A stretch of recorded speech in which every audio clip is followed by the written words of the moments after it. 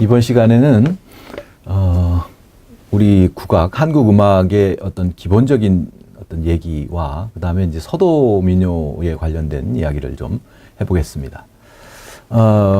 우리나라 민요는 이제 서양이나 이런 데하고 좀 달라가지고 서양이나 뭐 일본이나 중국이나 이런 다른 나라들의 음악을 보면 대체적으로 이제 짝수 음악들이 많죠. 그래서 행진곡이나 서양 음악 같은 경우에 특히 행진곡 음악이죠. 그래서 이 행진곡이라는 것은 이제 짝수 음악입니다. 하나, 둘, 셋, 넷 이렇게 되는 거죠. 그래서 기본적으로 이제 4박, 4분의 몇 박자 이런 게 나오죠. 그래서 기본박이 이제 4박 이제 이 기본이 되는 것이죠. 4박이 기본이 되는데 이제 원래는 2박이 기본이고 이것이 이제 한번 반복해서 이제 4박이 기본이 많이 되는데 근데 이제 우리나라 음악을 보면 이 음악은 우리나라 민요, 전통 민요, 특히 이제 노동요 같은 경우에는 서로 이제 몇이서 박자를 맞춰야 되기 때문에 이제 짝수박이 나오기도 하지만 일반적인 유희요 같은 경우에는 대체적으로 다 이제 3박이 기본 박이 됩니다. 그래서 이게 이제 홀수박이어서 이게 좀 애매한 느낌. 서양 사람들이 들으면 이제 4박자, 이제 짝수박이기에 좀 익숙해 있는 사람들 같은 경우에는 3박이 되면 굉장히 좀 어색하기도 하고 잘 따라하지 못하는 그런 경향이 있죠. 그래서 이제 우리나라 민요를 배우면 민요를 공부할 때 보면 대체적으로 이제 이렇게 박을 셀 때 세 박을 하죠. 그래서 이렇게 삼각형을 그려가면서 이제 노래를 불러봅니다. 그러면 이제 잘 맞죠. 천안 삼거리 능수버들은 이렇게 되죠.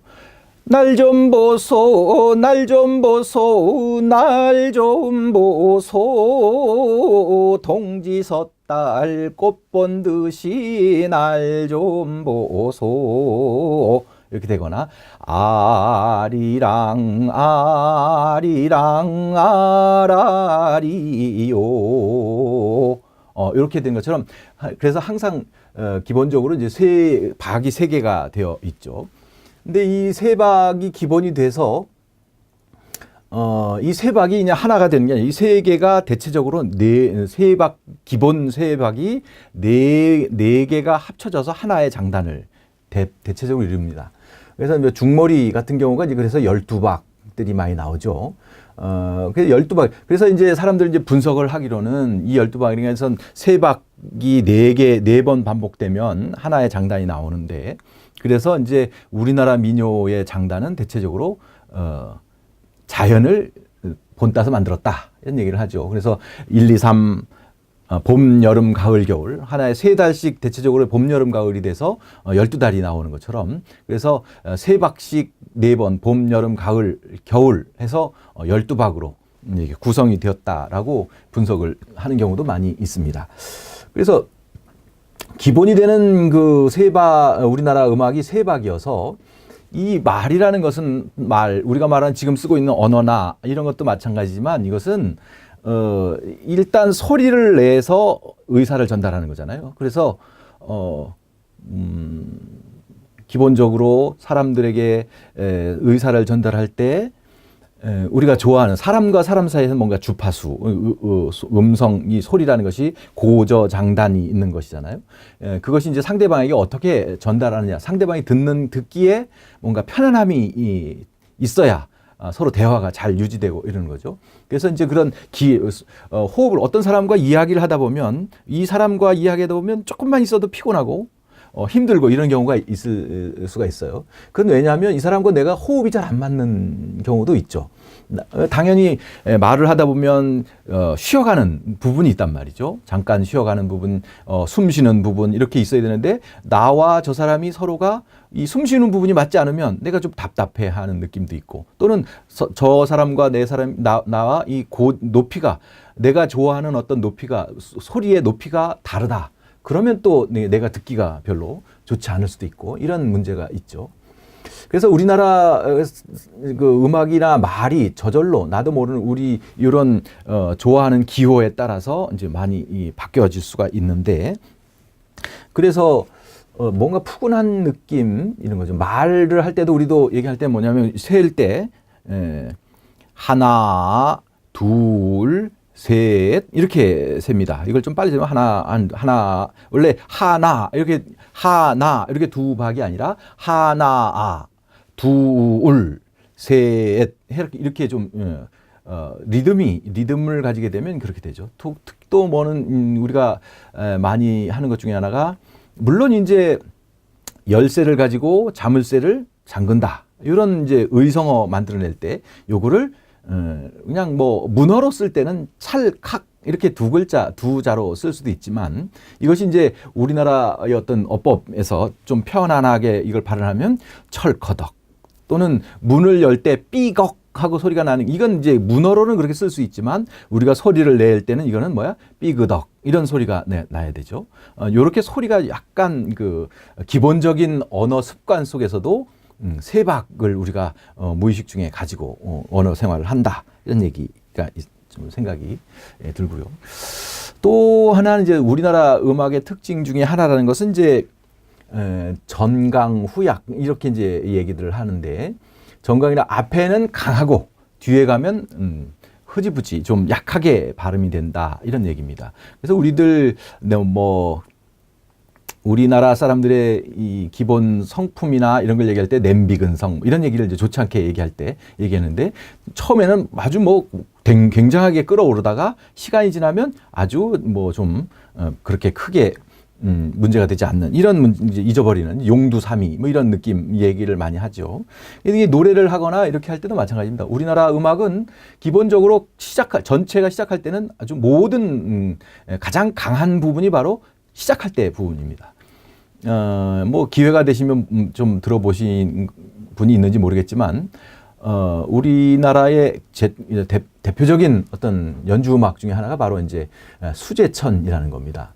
수제천이라는 것은 그 원래 명칭이 이제 정읍이라는 악곡을 가지고 있습니다.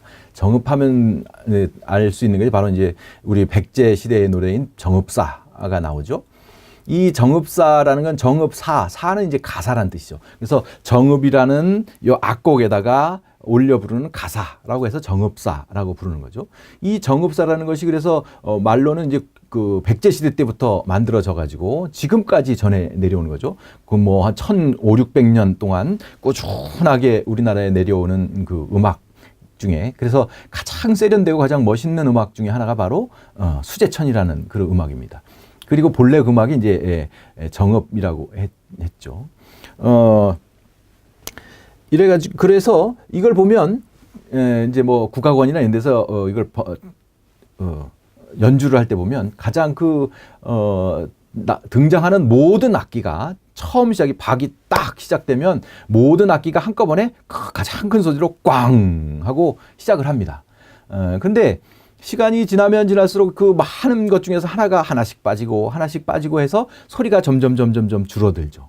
줄어들면 맨 마지막에 피리 하나가 끌고 나가다가 또 하나씩 첨가돼서 커지고 그러다가 또 하나씩 빠져서 전 줄어들고 이렇게 하죠. 그래서 처음 시작이 강하게 시작되는데 가면 갈수록 줄어든다 소리가. 그리고 맨 마지막으로 가면 그래서 우리 국악을 들을 때는 알지 못하고 처음 들으면 이 박수를 언제 끝났는지 이 박수 치기가 참 쉽지 않습니다.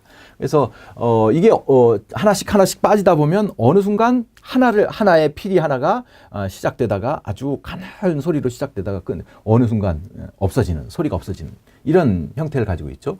근데 이제 서양의 뭐 교향곡이라든가 이런 걸 들어보면 우려한 정반대의 모습을 보입니다. 정반대라는 것은 처음 시작할 때 뭐 피아노라든가 뭐 플룻이라든가 여러 아주 가느다란 소리 하나의 악기가 시작을 되다가 시간이 지나면 지날수록 점점 소리가 커지죠. 그다음에 뭐 오르락 내리락 하게 되는데 그러다가 이제 교향곡이나 이런 것을 음악 감상을 하다 보면 졸리죠. 뭐 우리 국악을 들어도 졸고 둘 다 졸다가 서양 음악들을 보면 어느 순간 되면 이제 깹니다. 왜냐하면 이게 클라이막스로 올라가는구나. 그런 소리가 듭니다. 그래서 맨 마지막에 오면 모든 악기들이 막 클라이막스에 올라가서 꽝 하고 이제 탁 끝나는 그런 경우가 되는데 이제 우리 서양 음악들은 그래서 처음 시작은 아주 약하게 시작하는데 끝날 때 되면 굉장히 강하게 시작하는데 반면에 우리나라 기본 국악 같은 경우에는 처음 시작은 아주 강하게 시작하다가 뒤로 가면 약간 아주 약하게 끝나는 이런 그 구조를 가지고 있다. 이게 이제 어떤 특징 중에 하나입니다. 그리고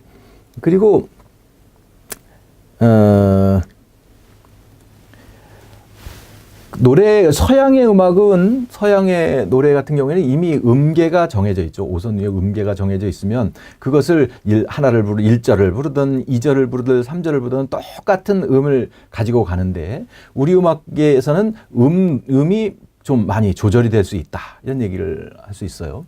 그래서 1절 부르는 것과 2절 부르는 것이 좀 다르죠. 근데 대체적으로 이제 많이 틀리는 것은 맨 앞부분을 좀 이제 다르게 좀 부르는 경우가 있죠. 서양에서는 뭐 절대 있을 수 없는 얘기입니다. 그래서 어떤 것이냐면 뭐 진도하리랑 같은 경우가 있죠.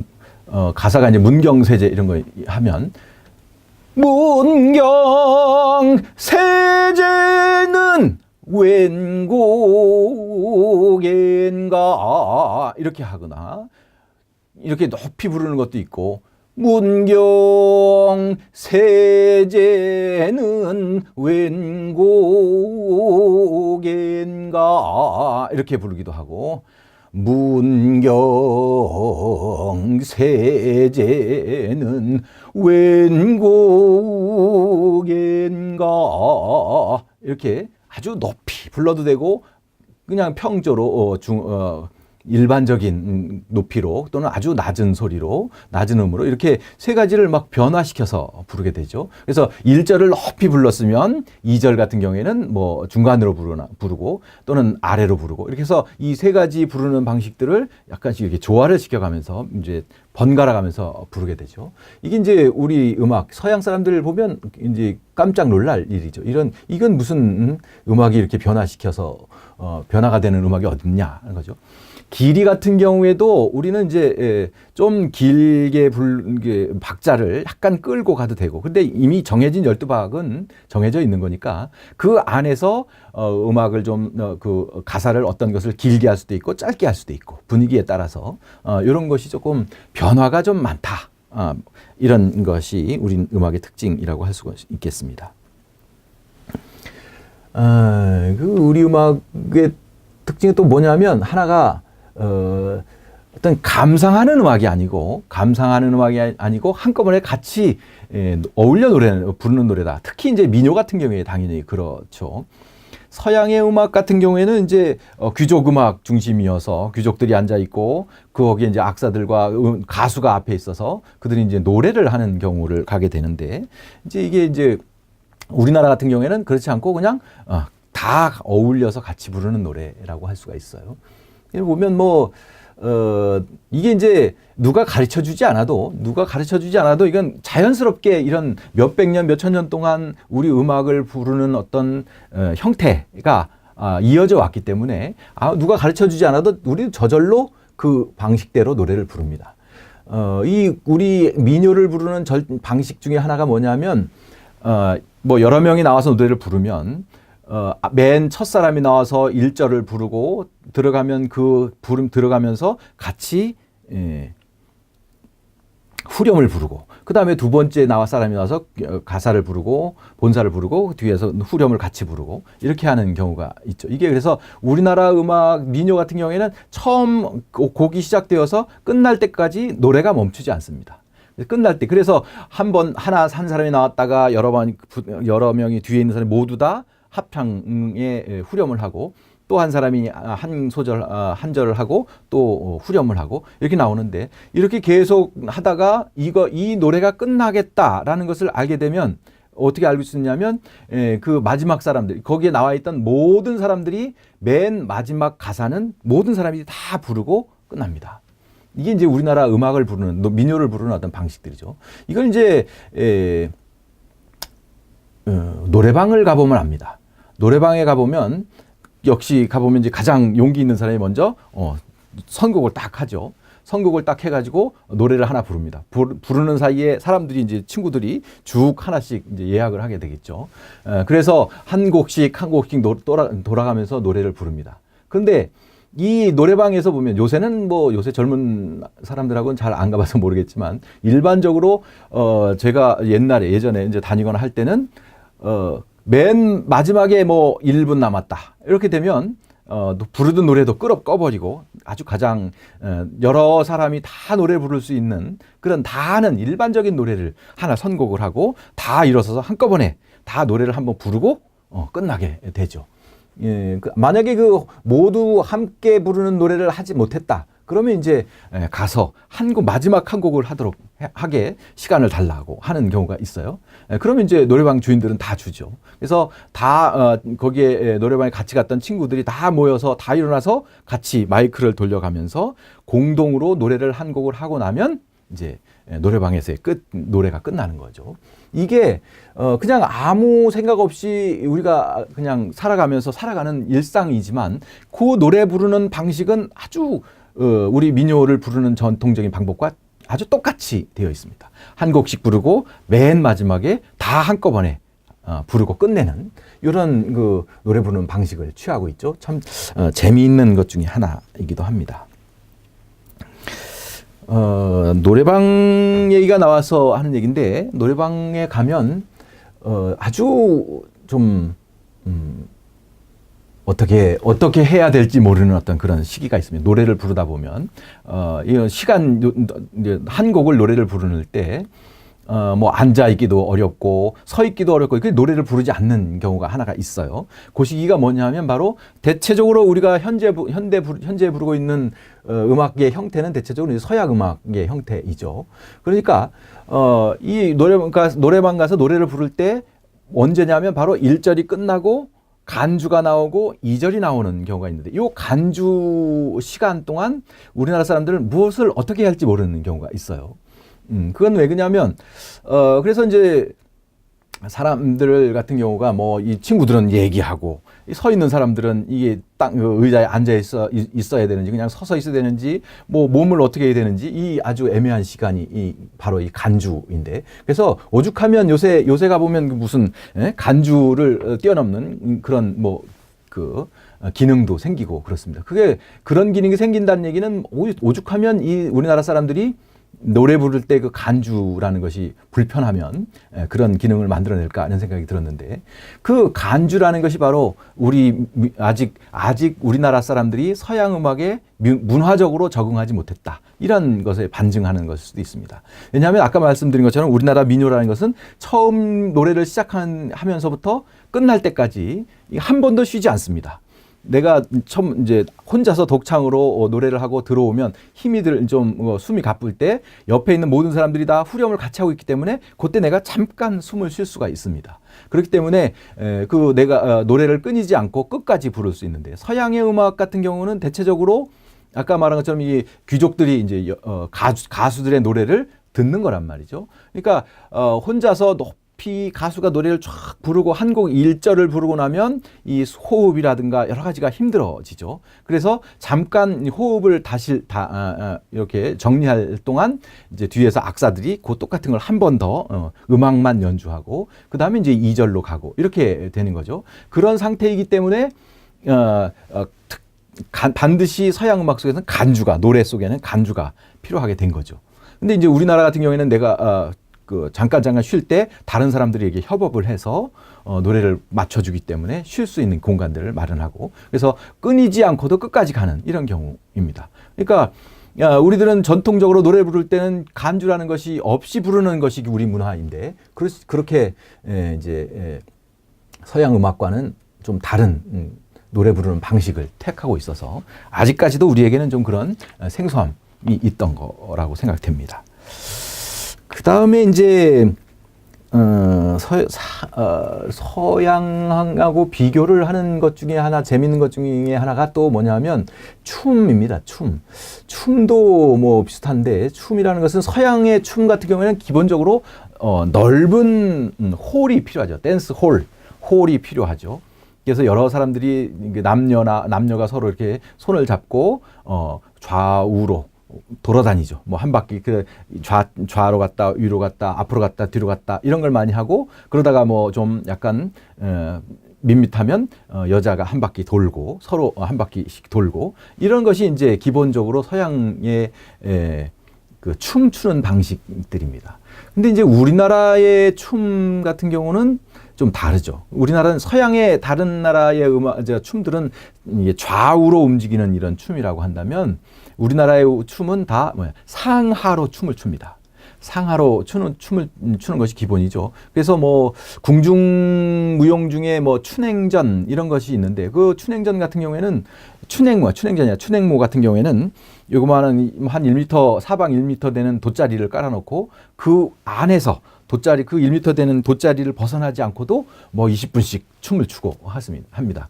그게 좌우로 앞뒤로 이렇게 많이 움직이지 않는다는 뜻이죠. 그 대신 어떻게 움직이냐면 아래에서 위로 움직이죠. 그래서 무릎을 굽혔다가 폈다가 굽혔다가 폈다가 그 손을 들었다가 내렸다가 이런 음악 이렇게 올려서 어깨 춤을 추는 이런 것이 이제 위로 아래로 흘러가는 이게 이제 우리나라 음악 춤의 모형이죠. 위에서 아래에서 위로 운동을 하면서 계속 추죠. 그러니까 넓은 공간이 필요가 없습니다.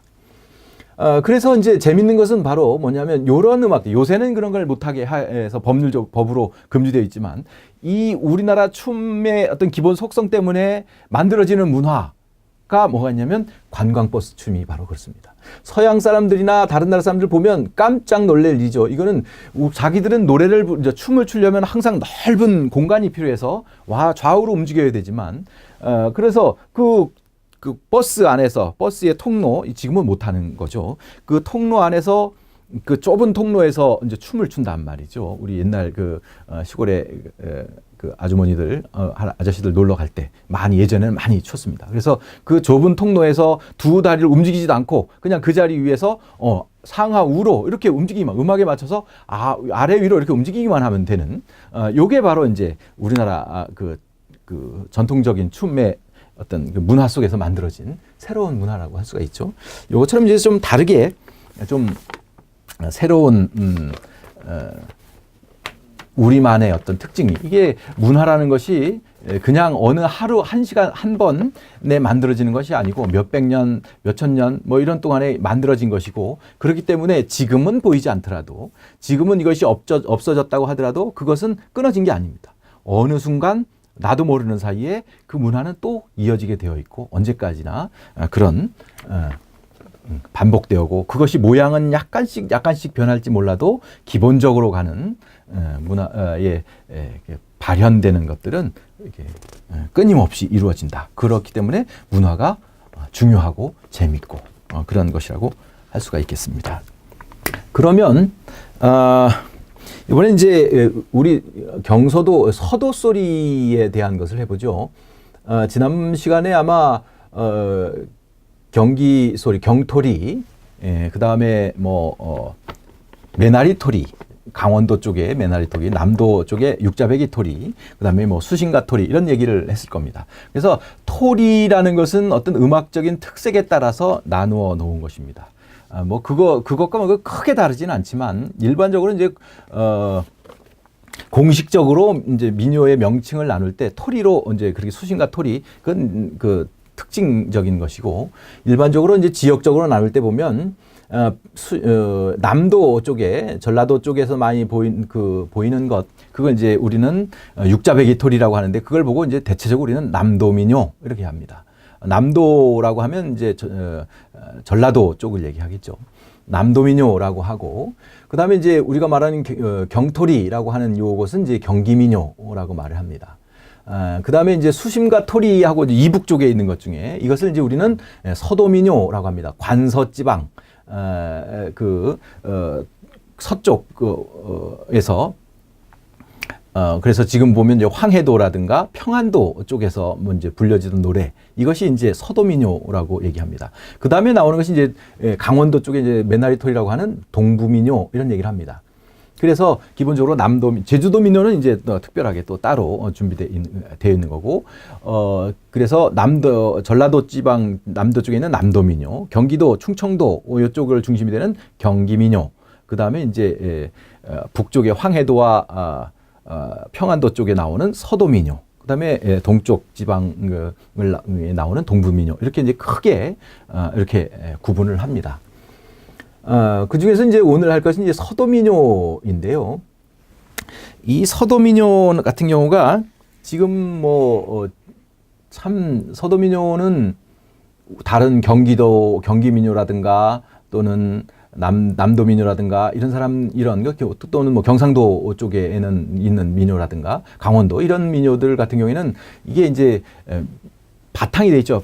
국민들이 여기에 바탕이 되어 있죠. 그래서 뭐 지금도 전라도 내려가서 뭐 육자배기를 한다거나 흥타령을 한다거나 이러면 웬만한 사람들이 한 번씩은 흥얼거려 보기도 하고 그런 것인데, 문제는 이제 북쪽에 있는 지금 남북이 분단되어 있어서 갈 수 없는 북쪽의 음악들, 특히 이제 여기서 나오는 오늘 하게 될 수심가가 중심이 되는 뭐 서도민요. 그 다음에 이제 동부민요 중에서도 이북 쪽에 있는 강원도 일부분과 북쪽에 있는 함경도 이쪽에서 부르는 노래, 이런 것들은 많이 다른 지역, 경기도나 전라도나 이런 쪽에 바탕을 두고 있지 못하는 것이기 때문에 이게 좀 굉장히 좀 힘들죠. 전승에도 힘들고 약간 또 특히 이 서도민요 같은 경우에는 부르기가 아주 까다롭습니다. 아마 까다롭다는 얘기는 문화를 많이 접하지 않았기 때문에 그럴 수 있겠죠. 당연히 뭐 북한 평양 함경도 사람이나 황해도 사람들 같은 경우에는 어릴 때부터 거기서 살았으면 뭐 그냥 쉽게 노래를 부를 음을 잡을 수 있겠지만, 우리처럼 이제 분단되어서 북쪽의 음악을 전혀 접하지 못하는 남쪽에 있었던 경기도라든가 충청도라든가 전라도나 경상도에 있었던 사람들 같은 경우에는 이제 서도민요를 배우기가 아주 어렵습니다. 까다롭고 일단 소리를 내는 어떤 음이나 이런 것을 처음에 소리가 내기가 아주 힘들죠. 그래서 다른 어떤 민요보다 서도민요가 좀 까다롭게 느끼기도 하고 어렵게 느껴질 수밖에 없는 것이 그런 특징이죠. 근데 부르는 방식도 약간 좀 어려운 부분이 있습니다.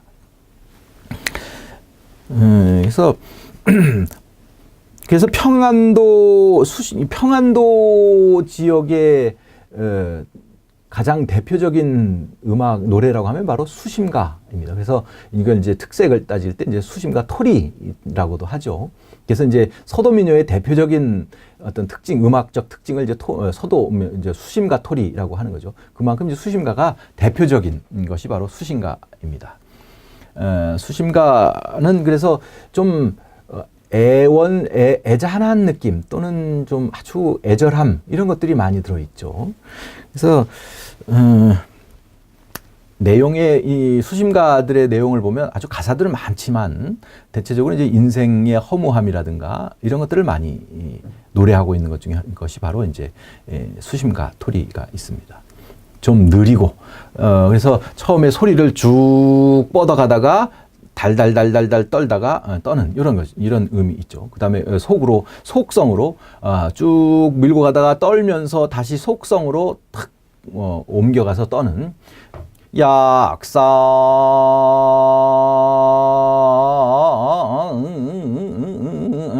이렇게 소리가 이제 다른 경기민요 같은 경우에는 쭉 뻗어가죠.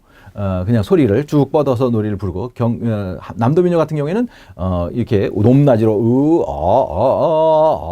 이렇게 이제 좀 떠는 것도 위에서 맨 높은 소리에서는 한번 떨어서 항상 떨어서 꺾어 내려오는, 그리고 아랫소리는 무조건 이렇게 소리가 내고 높은 소리는 하고 이제 꺾어서 흘러서 이제 떨어 내려오고, 이게 이제 남도민요의 특징인데, 이 서도민요 같은 경우에는 그렇지 않은 건 떠는 것이 다른 것보다 훨씬 더 잘게 떨고 소리를 또 이렇게 속성을 많이 쓰기도 하고, 이것이 이제 기본적인 평안도 소리 수심가에 들어있는 소리라고 하겠습니다.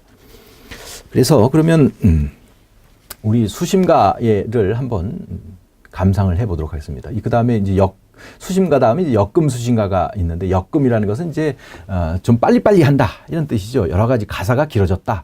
그래서 시조 중에서도 뭐 사설 시조 하면 중간에 가사가 굉장히 길어지는 것들이잖아요. 그런 것처럼 짧은 수심가를 가지고 있다가 그리고 이제 이것이 좀 더 가사를 좀 많이 하기 위해서 여러 가지 내용을 표현하기 위해서 긴 가사를 그 다음에 이어서 부르는 것. 다른 데는 뭐 방아타령, 경기도 같은 경우에 방아타령 같은 경우에 방아타령을 하고 잦은 방아타령이 있고 이런 것처럼 이제 좀 긴 노래가 있고 이제 짧고 좀 경쾌한 노래로 들어가는 이런 것이 이제 기본적인 것인데 이제 이 서독소리 같은 경우에는 아주 유장한 그런 서독 수신가를 하고 이제 여러 가지 내용을 좀 빨리 좀 긴 가사를 쓰는 그런 역금 수신가가 있습니다. 이 두 가지를 한번 감상하도록 해보겠습니다. 역사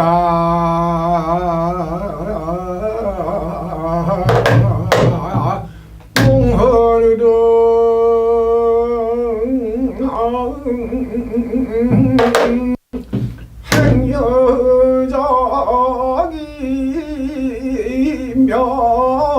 행여적이면 문전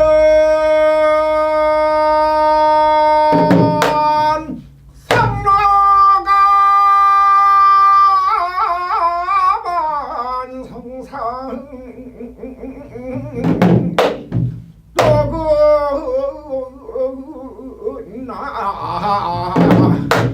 생각을 하니 임매화영의 그리워 나의 할 거나 강산 불변은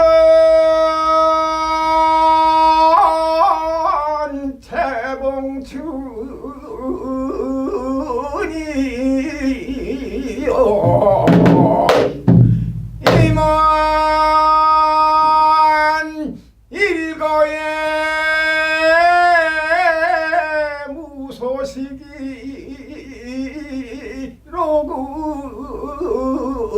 무소식이로구나 생각을 하니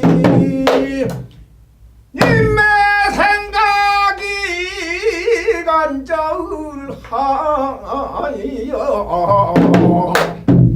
나의 할 거나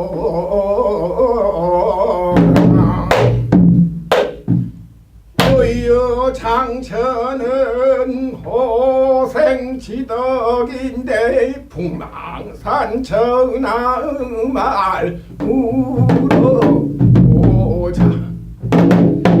역대제왕과 영웅열사가 모두 다 내게로 가더라 날가 경미한 색을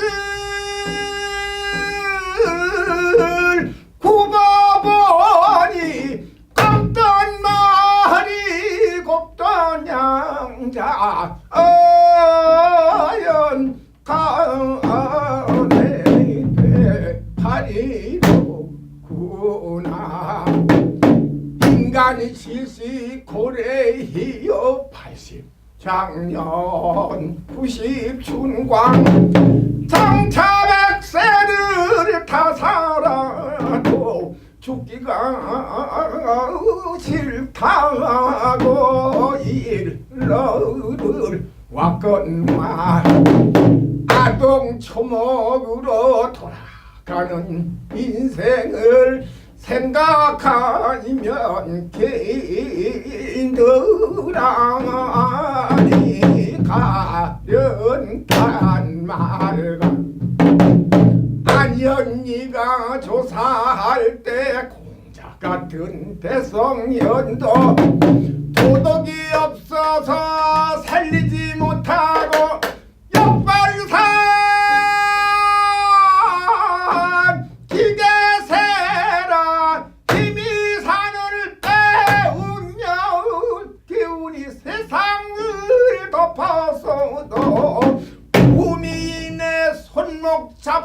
눈물 뿌려 이별할 때 오강풍랑 73절이 가도록구나. 얼나라 서시와 귀비왕소군은 만고절색이라 일러왔건만 한 번 죽음을 못 면하고 황야음고 정의 원이로구나. 아서라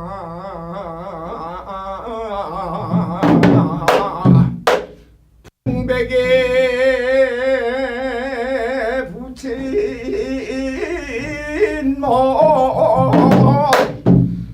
두 번 참지느냐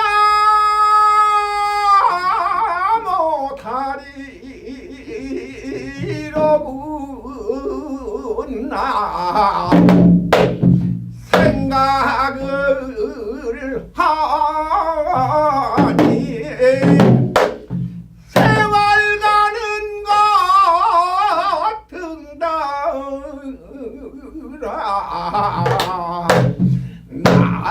나이나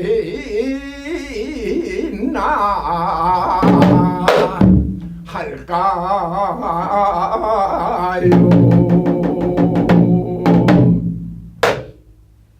예. 수심가가 이제 대표적인 것이고, 그 다음 이제 많이 나오는 것이 바로 이제 아리, 기나리, 자진아리, 이런 음악들이 이제 평안도 음악, 서도 음악 중에서, 서도 민요 중에서, 평안도 쪽에 아주 많이 유행하는 그 대표적인 노래라고 하겠습니다. 그래서 기나리, 자진아리, 이런 것들도 있습니다. 그래서 이제, 평안도 음악 들을 보면 기본적으로 장단이 일정하지 않습니다.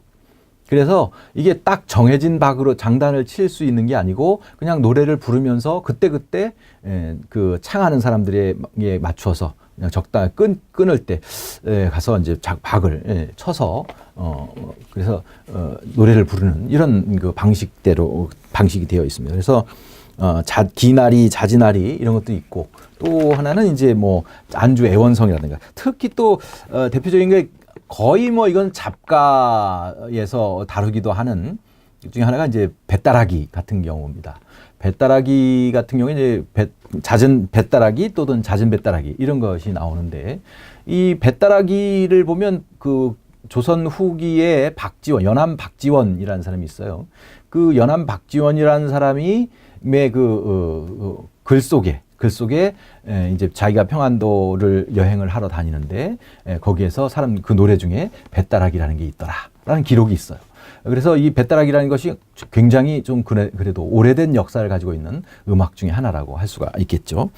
이런 것이 이제, 그리고 이런 그 수심가가 좀 이렇게 좀 애절하고 애잔하고 이런 좀 한이 좀 많이 들어있는 듯한 이런 것들을 보면 이것에 대해서 많이 해석하기를 어떻게 하냐면, 예전에 관서나 관북지방 같은 경우에 평안도 이런 데는 조선시대 절대 거의 벼슬을 주지 않았습니다. 그쪽 출신 사람들. 이게 왜냐하면 저 북쪽에 있는 오랑캐, 뭐 여진족이라든가 거란족이라든가 이런 이민족들과 많이 섞여 있기도 했고, 또 거기에서는 또 과거나 이런 것을 봐서 중앙으로 내려오기 어렵도록. 그래서 또 거기 있는 사람들 자꾸 이제 밑으로 불러 내려오면 문제는 거기 북쪽에서 우리나라의 그 외적이라는 것은 대체적으로 북쪽 아니면 이제 외나라, 일본에서 올라오는 것인데, 그래서 북쪽 지방에 많은 인구가 있어야 무슨 전쟁이 발발됐을 때 거기에 주민들을 쫙 모아서 군사를 만들고 대항을 할 수가 있는데, 이 사람들이 이제 자꾸 남쪽으로 내려오면 이게 이제 국방에도 문제가 생기고, 또 전통적으로 그쪽 위에 있는 사람들이 이제 북쪽 사람들이 굉장히 성격이 좀 강하고 이런 면이 있어가지고 벼슬 할 때 이제 뭐 부딪힐 수도 있고 뭐 하여튼 또 기본적으로 그쪽으로 이제 조선시대 같은 경우도 강제 남쪽에 있는 사람들을 강제로 뭐 죄수라든가 이런 사람들을 강제로 북쪽으로 다 그 북방을 지켜야 하니까 거기가 황무지가 되면 빡 빼앗길 수 있으니까 주민들을 강제로 이주시켜서 거기서 살게 하고 주민을 만들고 이런 정책을 폈는데 그렇기 때문에 과거 시험을 봐서 높은 관리로 등용하고 이런 데 굉장히 꺼려했죠. 그래서 조선시대 내내 이것을 이제 그 관북지방에서는 과거를 보거나 또는 관직에 쉽게 나갈 수 없는 그런 것이죠. 그러니까 그런 중앙 정계에 완전히 소외되어 있으면서도 낙후되어 있고 거기는 많은 사람들이 그렇게 농지도 좀 척박하고 먹고 살기도 힘들고 또 틈만 나면 외적이 침입해 들어와서 사람들이 죽을 수 있는 이런 상황이기 때문에 좀 음악이나 이런 것들도 굉장히 좀 처연한 이런 음악이 많이 발전됐다고 할 수가 있겠습니다. 그러면 이제 평안도 음악의 아까 수심가를 들었고 이번에는 기나리 자지나리하고 배따라기하고 자진 배따라기를 한번 감상해 보도록 하겠습니다. 춘세는 다 지나가고 황국 탄풍이 다시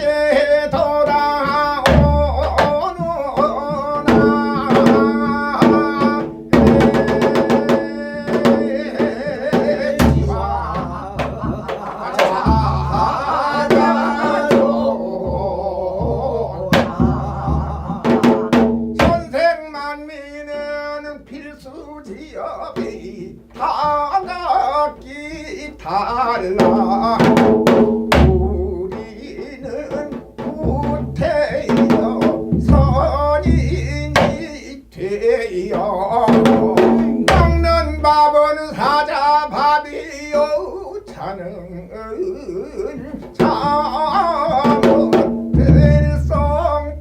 들성판이라지 옛날 노인 하시던 말씀은 속한 속함으로 일러를 왔건만 금월금일 강도하니 오리로 백년이 따진 터 내가 이 하달고 이해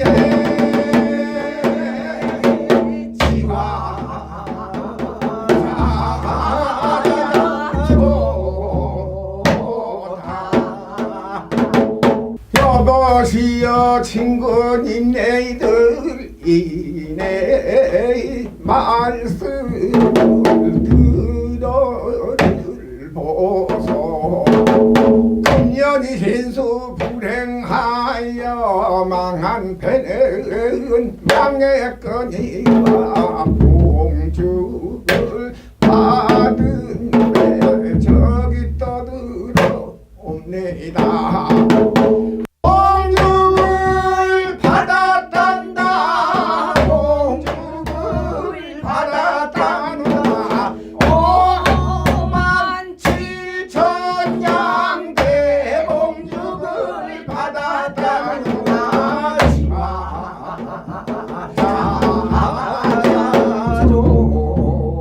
좋다 이해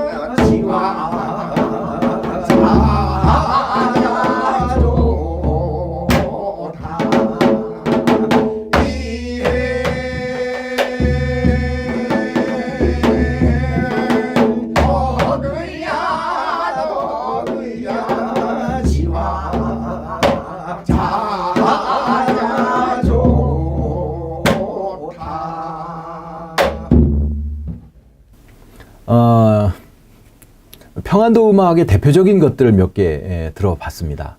이 평안도 음악 중에 이제 수심가라고 하는 거, 이건 아마 그 조선시대에 아마 병자호란 때 성천 지역의 성천의 기생이었던 모란이라는 기생이 처음 수심가를 좀 노래했다라는 이 설이 있는데, 글쎄 그거는 조금 좀 믿기 어렵지 않을까. 뭐 확실한 증거가 없는 그냥 전해지는 내용 중에 하나가 바로 그렇습니다. 서도민요의 구성 중에 가장 또 핵심적인 것 중에 바로 이제 황해도 지역에서 불려지는 민요이죠. 황해도 지역에서 불려지는 노래 중에는 대표적인 게 바로 이제 남봉가류입니다. 남봉가에서 긴남봉가, 잦은남봉가, 병신남봉가, 사설남봉가 여러 가지가 있고, 또 하나가 이제 산연불, 그다음에 잦은연불, 연불 등이 있고, 그다음에 이제 몽금포 타령이죠. 몽금포 타령은 그래도 가장 좀 쉬운 편에 속해 가지고, 그래서 이제 뭐 초등학교나 이런 데 음악 시간에 배울 수 있도록 다시 편곡이 되기도 하고, 또는 요새 현대 음악적으로 편곡이 돼서 이제 공연할 때도 많이 불려지는 것이 바로 이제 몽금포 타령 중에 있습니다. 그래서 평안도 음악과는 좀 다르게 이 황해도 음악은 장단이 정해져 있습니다. 정한 장단이 있어서 대체적으로 이제 중머리를 치거나 굿거리 이렇게 두 개를 씁니다. 그래서 긴 연불 이런 또는 기나리 이럴 때는 대체적으로 이제 중머리를 장단을 쓰고, 그다음에 잦은 연불 이런 것들은 대체적으로 이제 굿거리를 많이 사용합니다. 그래서 이 평안도보다는 약간 좀 경쾌하고 좀 서정적인 가사들이 많이 있는 것이 바로 이 황해도 지역의 특징이라고 하겠습니다. 그래서 그러면 여기서 우리 난봉가류가 이제 대체적으로 대표적인 게 이제 4개의 난봉가가 있는데, 이 난봉가가 어떻게 좀 다른가? 굉장히 좀 해학적인 부분도 있고, 그래서 한번 감상해 보도록 하시고요. 그 다음에 이제 잦은연불, 산연불, 잦은연불 이런 걸 한번 보는데, 말 그대로 이게 연불이라는 것은 바로 이제 불교 문화하고 많이 관련이 있겠죠. 그래서 중간에 이제 가사 쪽에 보면 아미타불, 이런 아미타불, 이렇게 또는 극락세계에 가려는 이런 내용들, 불교와 관련된 가사들이 많이 있습니다. 아마 황해도의 대표가 바로 이제 개성 쪽이잖아요. 그래서 이제 개성에 있는 개성이 바로 이제 고려의 그 수도였고, 고려가 바로 이제 불교 문화였고, 그러니까 아마 그런 바탕이 이 노래에도, 민요에도 이렇게 남아 있지 않았을까 이런 생각을 해봅니다. 자, 그 다음에 이제 바로 이제 서도 잡가입니다. 잡가. 대체적으로 이제 잡가류라는 것은 길이가 길고 이런 것들을 얘기를 많이 하죠. 그래서 이제 산타령 같은 경우, 앞산타령, 뒷산타령 이런 경기도에도 있고, 또는 서도소리에서도 그런 선소리, 서서 부르는 노래, 그런 것이 많이 있는데, 이제 이 서도 잡가 같은 경우에는 대체적으로 앉아서 부르는 좌창을 많이 합니다. 우리 경기에서, 경기민요에 쓰는 좌창 있죠. 유산가라든가, 달거리라든가, 소춘향가 이런 것처럼 12잡가가 있는데, 이 12잡가라는 것이 바로 이제 다들 앉아서 부르는 좀 긴 가사를 가지고 있고 아주 천천히 부르는 그런 가사를 가지고 있는 것이 바로 이제 잡가라고 할 수가 있는데, 서도 지방에도 이런 음악이 많이 있습니다. 그 대표적인 게 바로 이제 공명가라든가 또는 사설 공명가가 있고, 초한가, 말 그대로 초한가 같은 경우에는 초나라 한나라, 그러니까 유방과 초패왕, 항우가 싸우는 내용들, 마지막에 아마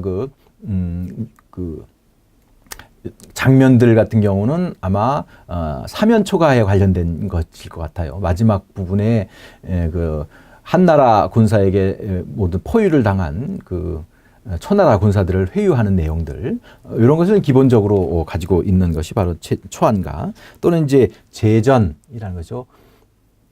이제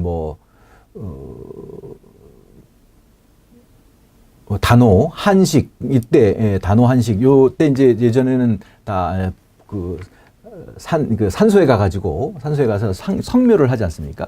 이제 요럴 때 요런 내용, 요런 것을 그래서 일찍 죽은 자기 남편의 성묘를 가서 이제 제사 드리는 장면, 그 다음에 제사가 끝나고 앉아서 울고 통곡을 하는 그런 내용들을 가지고 있습니다. 그 다음에 이제 소설 중에 하나 이제 추풍 감별곡 이런 것들이 바로 이제 그 서도 잡가의 대표적이라고 할 수가 있겠습니다. 그래서 장단도 이거는 불규칙합니다. 여러 가지 장단이 워낙 긴 음악이기 때문에 중간에 뭐 반복되기도 하지만 여러 가지 장단이 섞여서 써 있고 그것이 이제 또 특징이고, 또 하나의 특징은 뭐냐면 바로 이제 그 사설을 다 끝내고 항상 맨 마지막을 여미는 부분에는 항상 수심가를 한 부분을 넣어가지고 마치게 되는 부분, 것이 이제 요것이 요 서도 잡가의 특징 중에 하나입니다. 그래서 요것은 좀 길긴 하지만 그래서 몇 개 초안가나 제전이나 몇 개 것을 한번 들어보도록 하겠습니다. 만고영웅 혹을 들어 초한승부들어 보소 절인지영 부지러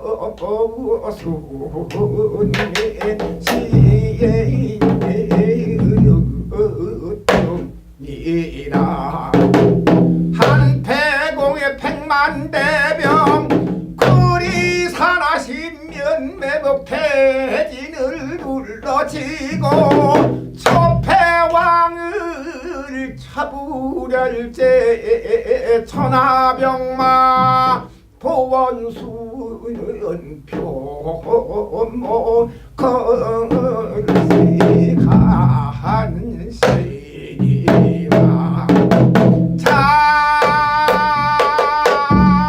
장대에 높이 앉아 천병만마 호령할 때 오강은 일천리요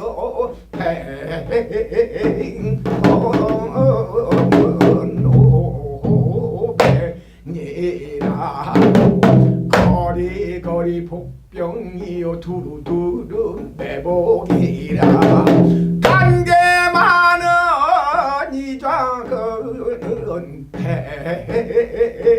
패왕을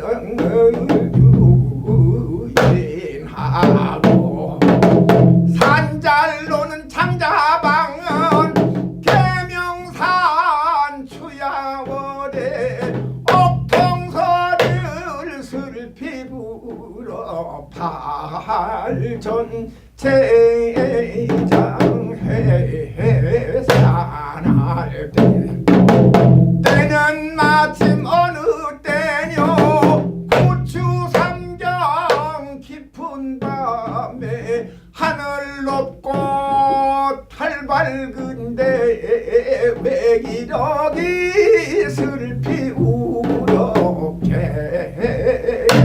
수식을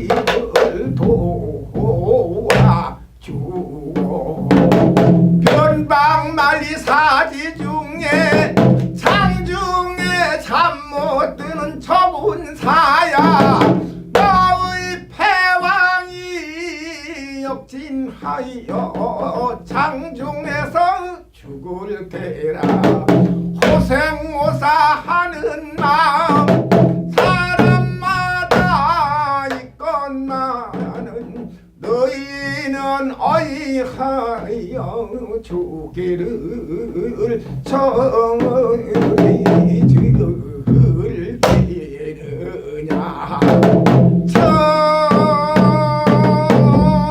철갑을 고쳐 입고 날랜 창검 빼어드니 천금같이 중한 몸이 전장 고모이 되구나 오파이어 나오면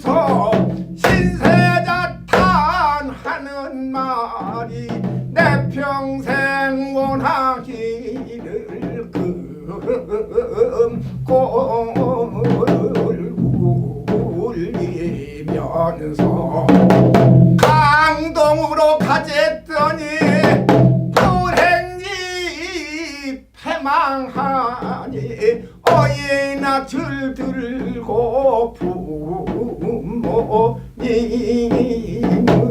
다시 뵈며 강백성의 보리 천전반측 생각하니 8년 풍진 다 지나고 정막사창 빈방 안에 너희 부모 장탄수심 누구나 주리 은하수 오작교는 1년 1차 복은 나는 너희는 너희 하여 좋은 연분을 못 오르며 조진중 장졸들아 고향 소식 들어보소 남곡록초 몇 번이며 고담명경 부모님은 하여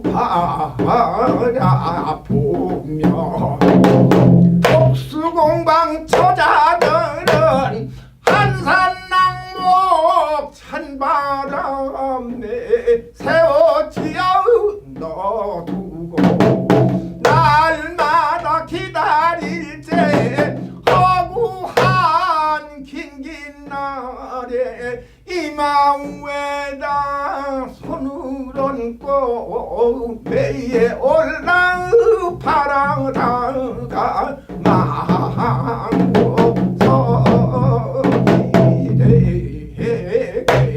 되겠구나. 집이라고 들어가니 어린 자식 철없이 젖달라 짖어 울고 철난 자식 애비 불러 밤낮 없이 슬피 우니 어미 간장이 다 썩는구나. 남산의 장찬밭은 어느 장부 갈아주며 이웃집에 빚은 술은 누구를 대항하여 할소나. 점전고 바라보니 구리상리 적병이라. 한왕이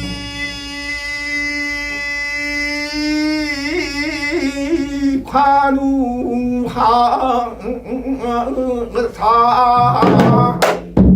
불살 한건 하오리 이로구나. 가련하다 초패와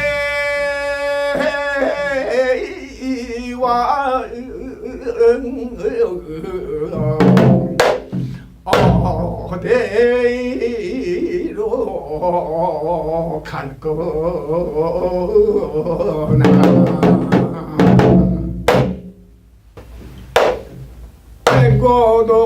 고동풍의 저리를 당하여 임의 분묘를 장저가서 분묘 앞에 황토여 황토 위에다 제석을 깔고 제석위에다 조조반 놓고 조조반 띠에다 좌면이를 깔고 좌면이 위에다 상가지를 펴고 차려간 음식을 버리울제 우병자면 어동육서 홍동백서 오기탕 실광을 전자후준으로 버릴 적에 영청산적 양복이 녹수떡 살치짐이며 인삼노경에 도라지 생명 고비고사일이 두릅체이 왕십님이 날이 체이며 먹기 좋은 녹두나물이며 쪼개 쪼개이는 콩나물도 놓고 신계곡산 무인처의 다래며 함종의 양률이며 연안배철의 황밤 대추동 놓고 경상도 풍기준시 수원홍시며 낙나도 썩 건너서 참모롱이 둥글둥글 청수박을 대모장도 드는 칼로 웃곡지를 스르르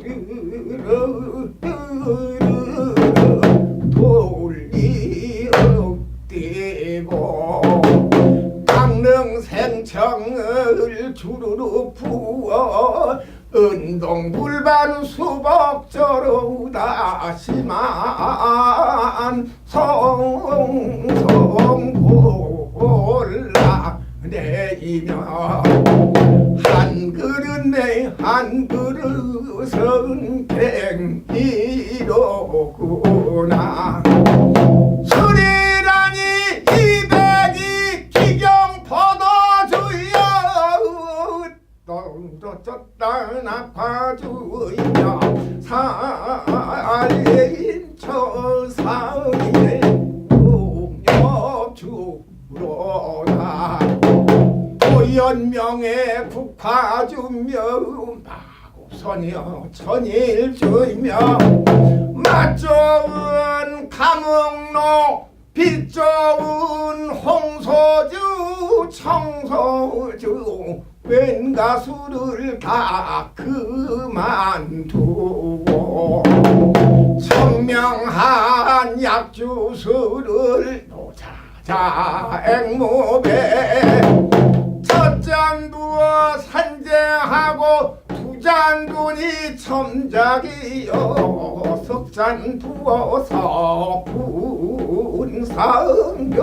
군상병저에 되배연 후에 옷은 벗어 남게 걸고 그냥 그 자리에 되는 대로 벌써 주저앉아 어이열장탄에 거를 할 뿐이 뒷땅을 친구가 전혀 없구려 잔디를 뜯어 모진 강풍에 흩날리며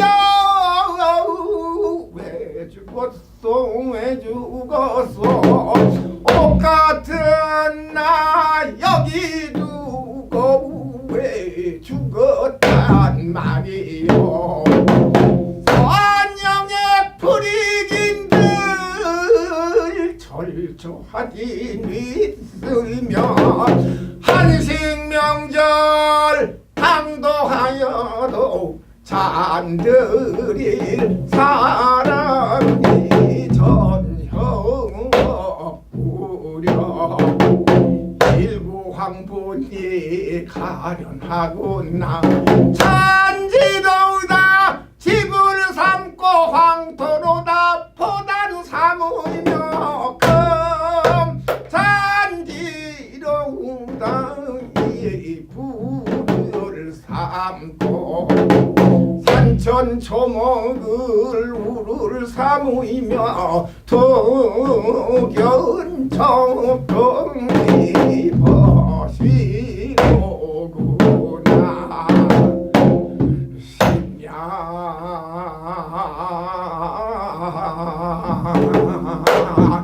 공산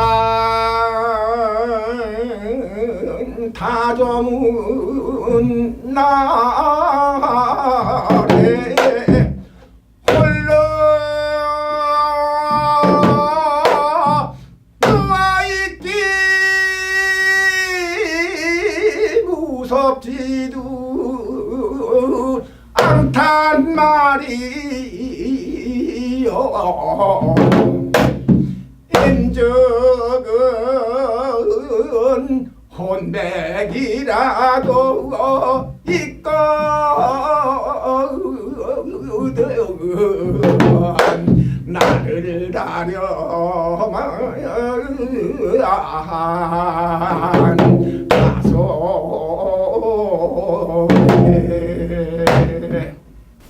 네, 이 서도민요 같은 경우는 이제 기본적으로 아까 서두에도 얘기했지만 이게 이제 우리나라 현재 우리나라가 어떤 지역적인 기반을 두고 있지 않아서 굉장히 어려운 부분이기도 하고 이걸 또는 전승하고 공부시키고 이렇게 민요를 이어가기가 참 쉽지 않은 부분이 바로 이 서도민요 중에 하나입니다.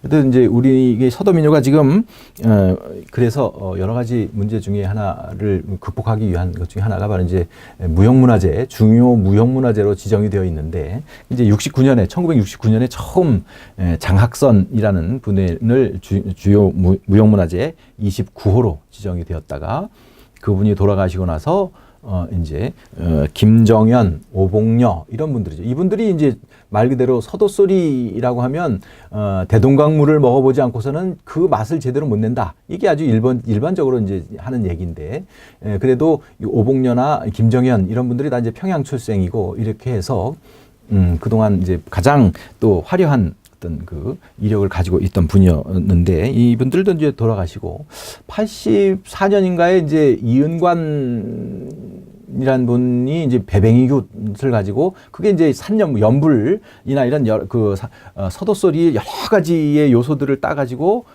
이제 극 형태로 그래서 남도 지방에 판소리가 있다면 그 북쪽 서도에는 그 배뱅이굿 이 있다 이런 얘기죠. 1인 창극이죠. 거기에 보면 이제 뭐 서도에 있는 모든 음악이 총망라돼서 이제 그 재미를 꾸며 주는데 그것으로 해서 이제 이은관 선생이 이제 보유자가 되었다가 그분도 이제 돌아가시고 그래서 현재는 뭐 이춘목, 김광숙, 김경배 이렇게 이제 그 서도소리에 대해서 판소리 29호로 아니 그 중요 무형문화재 29호로 지정되어 있는 실정입니다. 그 다음에 조금 첨언을 하자면 이 중에 이제 특별한 것 중에 하나가 바로 이제 시창입니다. 시창. 한시를 노래로 우리나라 전통적인 노래로 형식으로 부르는 것이 바로 이제 시창인데 그 중에 이제 가장 알려진 것 중에 하나가 이제 신광수 조선 후기의 그 문인이었던 신광수라는 사람의 등 악양루 탄 관산육마 이런 제목인데 이것은 이제 간단하게 그냥 관산육마 이렇게 얘기를 하고 이제 제목을 하는 것 중에 하나가 바로 이제 근데 이 시창의 대표적인 서도소리의 어떤 기법을 잘 담고 있는 그런 것 중에 하나가 바로 이제 이 관산육마입니다. 이 관산육마라는 것은 아까 한 것처럼 등 악양루 탄 관산육마라는 게 기본 정식 명칭 그 제목인데 이것은 이제 석북 신광수라는 석북이라는 사람은 우리나라 서산 이쪽에 이제 출신 사람인데요.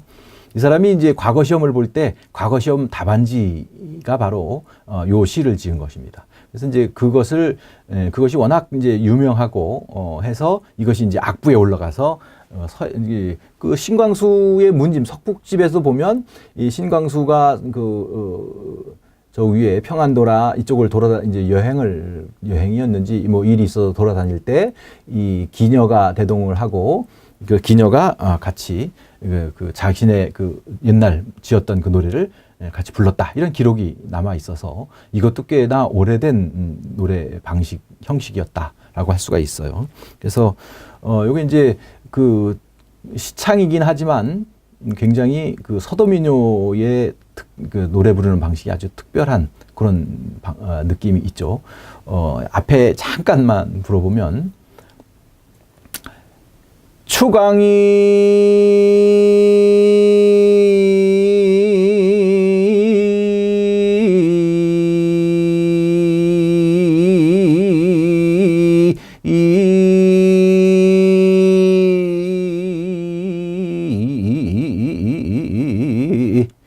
이렇게 추강이 정막 어룡냉하니 인제 서풍 중설루라 이런 거죠. 그래서 두보 당나라 때 최고의 시인이었던 두보가 두보의 시 등악양루라는 시가 있습니다. 그 등악양루라는 시의 운자와 그것을 평칙을 따서 이제 과거 시험이라는 게 원래 시험 문제를 낼 때 시를 지을 때 가장 중요한 게 바로 평성과 측성을 맞추는 것. 그다음에 이제 뒤에 그 짝숫구에다가 그 다는 똑같은 음을 다는 이제 아분, 이게 기본적인 것이죠. 그래서 옛날 시험을 낼 때 하나의 식구를 딱 제시를 하죠. 그러면 이제 거기에 평측과 아분, 운자를 가지고 이제 쓰게 되죠. 춘향전에 보면 이몽룡이 가서 이제 서울에 춘향이하고 이별을 하고 서울에 가가지고 열심히 공부를 하죠. 열심히 공부해서 나중에 이제 임금님 앞에 가서 과거를 볼 때 제목이 뭐였냐면 춘당 춘색 고금동이다, 이렇게 이제 제목이 나오죠. 이게 옛날 식구 하나이죠. 그래서 이 식구를 보면 거기에 춘당 이제 그 당자 이렇게 두구, 이구, 사구에다 오는 이게 평성을 쓸 거냐, 측성을 쓸 거냐, 이런 것이 나오고, 마지막에 춘당 춘색 고금동이라는 동자를 같을 동자에 이제 운자를 주죠. 그러면 이제 이 동자와 관련된 같은 운에 있는 글자를 다 짝수에다 맞추어서 시를 짓게 만들어 주는 거죠. 이제 그런 것이죠. 그래서 이 시험 볼 때 아마도 이 신광수가 시험을 볼 때는 당연히 두보의 등악양루라는 이 시를 제목으로 줬겠죠. 시험 제목으로 줬겠죠. 이제 그거에 맞추어서 신광수라는 사람이 이제 자기 나름대로 해석을 해서 이제 평측과 운을 맞춰서 쓴 것이라고 하겠습니다. 이게 이제 대표적인 그 서도 민요의 시창 중에 하나가 되고 있습니다.